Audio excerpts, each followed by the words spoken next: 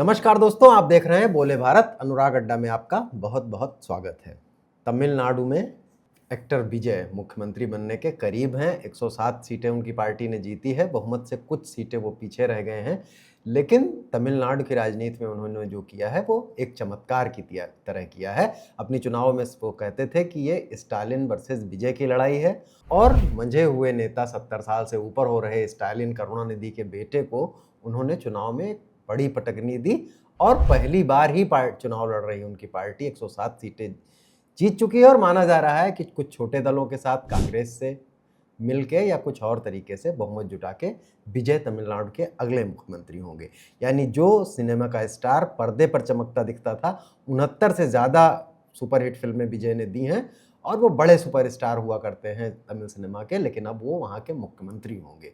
लेकिन विजय अकेले ऐसे नहीं है। तमिलनाडु में ये परंपरा रही है। अगर पूरी द्रविड़ राजनीति की शुरुआत से ही बात करें, पहले गैर कांग्रेसी मुख्यमंत्री तमिलनाडु के जब अन्नादुरई बने थे, वो भी फिल्मी जगत से संबंध रखते थे, पटकथाएं लिखते थे, उसके लिए स्क्रिप्ट लिखते थे, और द्रविड़ आंदोलन से की विचारधारा वाले नाटकों को लिखते थे। अन्नादुरई के बाद आते हैं तो करुणानिधि भी, जो कि तमिलनाडु में एक बहुत लोकप्रिय नेता थे।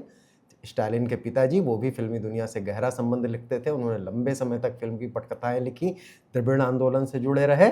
और एमजीआर, जिनके करिश्मे ने, सिनेमा के अभिनेता थे, करिश्मे ने उन्हें तमिलनाडु का मुख्यमंत्री बना दिया, और एक द्रुमक से अलग होकर द्रविड़ पॉलिटिक्स में भी उन्होंने दो सिरे कर दिए। अपनी एक एआईडीएम के नाम की पार्टी बनाई, और उनकी मौत के बाद उनकी शिष्या उनकी फिल्मों में नायिका रही जयललिता ने वो पार्टी संभाली। और मजे की बात ये थी कि ब्राह्मण विरोध को बहुत ज़ोरदार तरीके से करने वाली द्रविड़ पॉलिटिक्स को संभालने में जयललिता भी बहुत कामयाब रही, जो कि स्वयं एक अयंगर ब्राह्मण थी। तो इसकी तो चर्चा होती है कि दक्षिण में विजय की जीत कोई नई नहीं है, लेकिन इस पर भी चर्चा करेंगे कि उत्तर भारत में अगर देखते हैं, बम्बैया फिल्मी सितारे राजनीति में आते हैं तो उनमें से ज़्यादातर शोपीस बनकर रह जाते हैं। अमिताभ बच्चन जैसा सुपरस्टार अपने समय पर 1984 में हेमंती नंदन बहुगुणा के खिलाफ चुनाव लड़ता है और उन्हें हरा देता है। पूरे देश में ये चर्चा होती है कि राजीव गांधी अमिताभ बच्चन को इसीलिए लाए थे, लेकिन बाद में धीरे धीरे सियासी मंचों पर कभी कभी अमिताभ बच्चन तो ज़रूर नजर आए, लेकिन उन्होंने राजनीति से तौबा कर ली। अमिताभ बच्चन ही क्यों,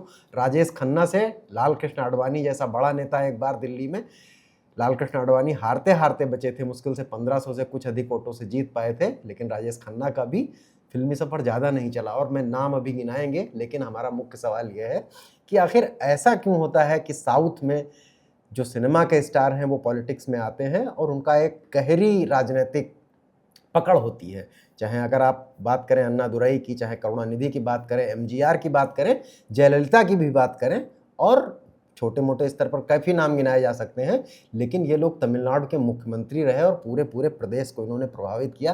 कई बार मुख्यमंत्री रहे और एक जननायक के तौर पर उभरे। विजय क्या उसी परंपरा का हिस्सा हैं जी? और उस परंपरा को फिर सफलता मिली है। स्टालिन का फिल्मी जगत से कोई वैसा संबंध नहीं था, करुणानिधि के पुत्र होने के नाते उनको विरासत में राजनीति मिली थी, लेकिन विजय ने क्या फिर वही दौर द्रविड़ पॉलिटिक्स में वापस कर दिया है, वही एमजीआर वाला, अन्नादुरई वाला और करुणानिधि वाला, या फिर ये द्रविड़ पॉलिटिक्स के बदलने का चेहरा है?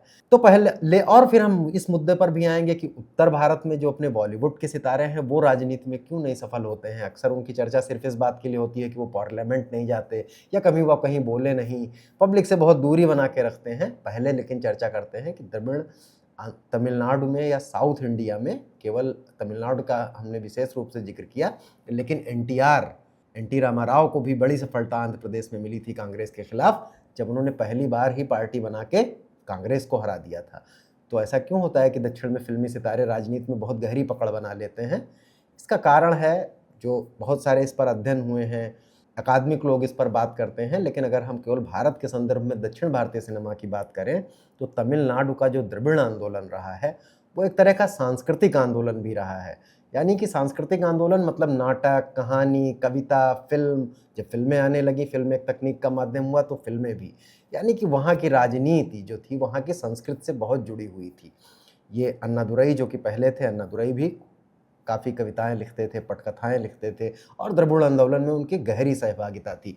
यानी कि वो महज उस तरह के फिल्मी नहीं थे जिस तरह के फिल्म के व्यक्तित्व को हम जानते हैं कि वो फिल्मों में काम किया और वापस लौट गया। उनकी पूरी एक सांस्कृतिक राजनीतिक समझ थी। अन्नादुरई पहली बार उन्होंने कांग्रेस को हटाकर एक तरह से द्रुमक के स्थापना के साथ ही वहाँ द्रविड़ राजनीति में पहला मुख्यमंत्री बनाया। उससे बाद उनके से अलग हुए सिरे जैसे करुणानिधि, और बाद में करुणानिधि से अलग हुए एमजीआर वहाँ पर एक बड़े नायक हुआ करते थे सिनेमा के। लेकिन एमजीआर की भी जो कहानियाँ थीं, जो द्रविड़ आंदोलन से जुड़ाव था, वो ने उन्हें फ़ायदा पहुंचाया और राजनीति में जो उनकी सिनेमाई छवि थी उसका फ़ायदा मिला। इसका कारण यही है कि तमिलनाडु के जो सितारे हैं वो उसकी संस्कृति से जुड़े होते हैं। अब फिल्म की थोड़ी अंतर्वस्त्र पर भी बात कर लेते हैं। द्रविड़ आंदोलन का प्रभाव वहाँ की फिल्मों पर भी देखा। आप बहुत पीछे मत जाइए, नई फिल्में भी अगर आप देखेंगे तो उनके नायक, चाहे आप रजनीकांत वाले दौर में देखें या विजय की फिल्में देखें, या उससे पहले थोड़ा सा जाएंगे तो एमजीआर और अन्नादुरई वाली फिल्में, करुणानिधि की लिखी हुई फिल्में देखेंगे, तो वो उनका हीरो हमेशा एक सामाजिक व्यवस्था से में जो बुराइयां हैं उनसे लड़ता हुआ देखेगा। समय बदलता है, एक कोई माफिया सिंडिकेट से लड़ता दिखता है, ब्यूरोक्रेसी के भ्रष्टाचार से लड़ता दिखता है, कहीं वो जातिवाद सामंतवाद से लड़ता हुआ दिखता है, क्योंकि यही द्रविड़ आंदोलन के भी, द्रविड़ सांस्कृतिक आंदोलन के भी प्रमुख तत्व थे और वो उनके सिनेमा भी रहे। यानी जो कि उनकी, तो इसमें फ़र्क कम से कम अन्नादुरई, एमजीआर और करुणानिधि के मामले में ये समानता थी कि निजी जीवन में जिस तरह के विचार रखते थे वो उस तरह के ही राजनीतिक विचार उनकी फिल्मों में भी होते थे। यानी उनकी फिल्मी छवि जो थी जब वो ज़मीन पर उतरे तब वैसी ही मिली। इसके अलावा उसका सोशल कनेक्ट भी है। सिनेमा का साउथ इंडिया में शायद विस्तार भी इस वजह से ज़्यादा हुआ कि लोगों को उनको अपनी ज़िंदगी की नज़दीक कहानियाँ लगी। और अभी भी आज के सर्वे बताते हैं कि औसतन 27 फिल्में एक साउथ इंडिया का दर्शक देखता है। शायद आप उत्तर भारत का, इधर लखनऊ, पटना या दिल्ली में रहने वाले लोग जो है वो इतनी बार आज देखने नहीं जाते हैं। सिंगल स्क्रीन थिएटर का समय खत्म हो चुका है। तो तमिल में जो सफलता मिली उनके फैन क्लब कल्चर के कारण, उनके जो सांस्कृतिक आंदोलन के जुड़ाव के कारण, उनकी फिल्मों की पटकथाओं के कारण, जो कि बहुत बार सामाजिक बदलावों पर और उन्हीं मूल्यों पर आधारित थे जो द्रविड़ पॉलिटिक्स और द्रविड़ सांस्कृतिक आंदोलन से थे। यानी उनका सिनेमा महज एक कहानी नहीं था। कहानी का जो नायक फिल्म में करता हुआ दिखता था, जब वो राजनीति में आता था तो द्रविड़ पॉलिटिक्स के भी मूल्य थे, वो उनसे यही उम्मीद करते थे और उसे वैसी ही सिनेमाई छवि के साथ स्वीकार करते थे। और ऐसा करुणानिधि और एमजीआर के साथ कम से कम रहा भी, और जयललिता के साथ भी ये रहा। अब आप ये भी देखेंगे कि जयललिता अयंगर ब्राह्मण थी, लेकिन उन्होंने एमजीआर की पॉलिटिक्स संभाली जो कि प्योर द्रविड़ पॉलिटिक्स थी। लेकिन उत्तर भारत में आप देखेंगे जातियों में प्रतिनिधित्व का बहुत झगड़ा रहता है। अगर पिछड़ी राजनीति करने वाली कोई पार्टी किसी अगड़े को मुख्यमंत्री बना दे, या फिर जातियों में ही झगड़ा होने लगता है कि बार बार इसी जाति का मुख्यमंत्री बन रहा है। लेकिन तमिलनाडु की द्रविड़ पॉलिटिक्स ने जयललिता को पूरी तरह से अयंगर ब्राह्मण के तौर पर स्वीकारा और वो कई बार तमिलनाडु की मुख्यमंत्री बनी।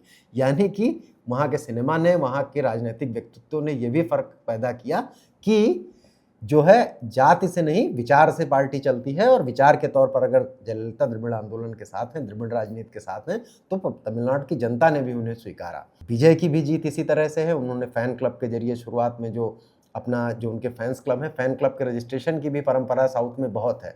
वहाँ पर 25 लोगों की एक संस्था बन जाती है। 25 तो एक मिनिमम है, उसमें हज़ारों लोग जुड़े होते हैं और वो उसे अपना रजिस्ट्रेशन कराते हैं। उनके माध्यम से अपने संगठनों को एक्टिवेट किया। विजय ने घोषणा की बिल्कुल एमजीआर की तरह कि ये मेरी आखिरी फिल्म है जननायकन नाम की, इसके बाद मैं फिल्में नहीं करूँगा। जननायकन की जो पटकथा थी वो फिर बाद में सेंसर बोर्ड में फंसी। ये कहा गया कि उसे विजय की राजनीति में आने की तैयारी के तौर पर देखा गया। वो फिल्म तो नहीं रिलीज हो पाई, लेकिन विजय तमिलनाडु की राजनीति में आए और उनकी पार्टी ऐसी रिलीज हुई कि वो पहली बार चुनाव लड़ने के बाद ही वहाँ के मुख्यमंत्री बनने जा रहे हैं। अब कुछ चर्चा इस पर भी कि उत्तर भारत में ऐसा क्यों नहीं होता है। अकादमिक और तमाम सारे विश्लेषण बताते हैं कि उत्तर भारत या जो बम्बैया सिनेमा आप कह लीजिए, जो हिंदी में बनने वाला सिनेमा था, वो ऐसा नहीं था कि उसमें किसी सामाजिक बदलाव या सामाजिक मूल्यों जैसी बात नहीं थी, लेकिन उसके नायक थोड़ा जनता से दूर थे। वो राजनीति में आए तो किसी नेता से मिलने जुलने के कारण आए, या उनका कुछ समीकरण था। जैसे अमिताभ बच्चन राजीव गांधी के कहने पर हेमवती नंदन बहुगुणा से लड़ने आए थे और उसके बाद उनकी राजनीति में कोई सक्रियता नहीं दिखी। सनी देओल गुरदासपुर से भारतीय जनता पार्टी के सांसद थे, स्टार हैं बम्बई फिल्म इंडस्ट्री के, लेकिन गुरदासपुर में पिछले चुनाव में उनके खिलाफ पोस्टर लगे थे कि हमारा सांसद गायब है। और इसके अलावा जो थोड़े शुरुआत के दौर का सिनेमा 60-70 के दशक पर एक बंगला कहानियों का बहुत प्रभाव रहा। उसके बाद जिस तरह का सिनेमा आया, उससे जो उत्तर भारत की जो राजनीति थी उससे उसका कोई बहुत जुड़ाव नहीं था, सीधे तौर पर उसे प्रभावित नहीं करती थी। एक और कारण ये माना जाता है कि सामाजिक परिवर्तन, सामाजिक न्याय के जो भी सांस्कृतिक आंदोलन थे, वो उत्तर भारत में कम थे। जिस तरह से वहाँ पर पेरियार, आम्बेडकर जैसी व्यक्तित्वों का तमिलनाडु में प्रचार हुआ, पेरियार कोई बहुत पुराने नहीं हैं, वो आज़ादी के आंदोलन के समय पर ही उन्होंने अपना किया था। सावित्रीबाई फुले, इस तरह के नायक वहाँ पर रहे, लेकिन उत्तर भारत में ऐसे नायकों की कमी रही। अगर हम पीछे जाने की कोशिश भी करते हैं तो हमें कबीर और रैदास जैसे मिलते हैं, जो कि थोड़ा पहले के थे, यानी कि जब से भारत में लोकतांत्रिक राजनीति शुरुआत हुई, उसके बाद ये काम सांस्कृतिक आंदोलनों के जरिए बहुत कम हुआ और उसका बहुत सारा असर उसके साहित्य में कम दिखा और फिल्मों में और कम दिखा। और जो भी बदलाव या सामाजिक न्याय थी, वो पूरी तरह से राजनीतिक हिस्से में आ गई। और जो ज़मीन की राजनीति करने वाले लोग थे, तो यानी कि सिनेमा में काम करने वाले लोगों के पास ना तो कोई ऐसा सांस्कृतिक जुड़ाव था सामाजिक बदलाव को या जनता से जुड़ करने वालों को, ना तो उनके पास ऐसी कहानियाँ थीं कि उत्तर भारत के लोग इस तरह से आकर्षित होते। उनके पास एक आभा थी, जो कि सिनेमाई आभा होती है, उस आभा के सहारे आए और वो कुछ दिन टिके राजनीति में। बाद में वो राजनीति एक मुश्किल और धैर्य का काम होती है, एक अलग किस्म का धैर्य मांगती है, और फिर फिल्मी दुनिया की चमक दमक के आगे वो इसे बर्दाश्त नहीं कर पाए और वापस लौट गए। अमिताभ बच्चन को कह लीजिए या राजेश खन्ना को कह लीजिए, इसका उदाहरण है। लेकिन इसका ये मतलब भी नहीं है, कुछ लोगों ने बम्बई सिनेमा के गंभीरता से राजनीति करने की कोशिश की। जैसे एक नाम सुनील दत्त साहब का है, वो उत्तर मुंबई से बहुत बार कांग्रेस के सांसद रहे और ऐसे सांसद रहे जिनकी फोटो कई बार आप देखोगे क्षेत्र में घूमते हुए। अगर पुरानी पत्रिकाएं या पुराने इमेज गैलरी में जाके सर्च करेंगे, आर्काइव में सर्च करेंगी तो मिलेंगी। और जैसे कुछ लोग थे, जैसे कि जब संयुक्त मोर्चा वीपी सिंह ने बनाया था तो शत्रुघ्न सिन्हा, राज बब्बर जैसे लोग उनके साथ होते थे।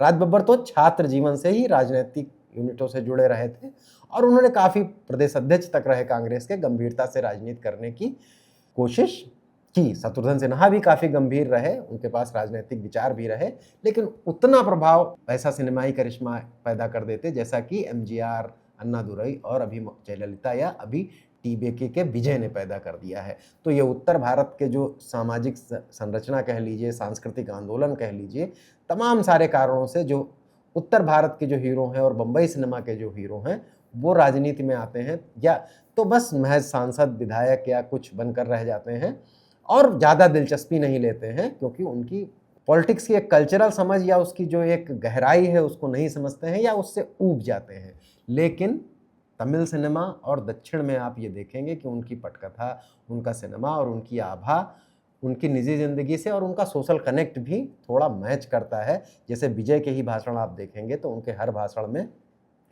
अंबेडकर, पेरियार और कामराज का जिक्र था। उन्होंने कहा कि मैं तमिलनाडु को वैसा ही बनाना चाहता हूँ जैसा ये लोग सोचते थे।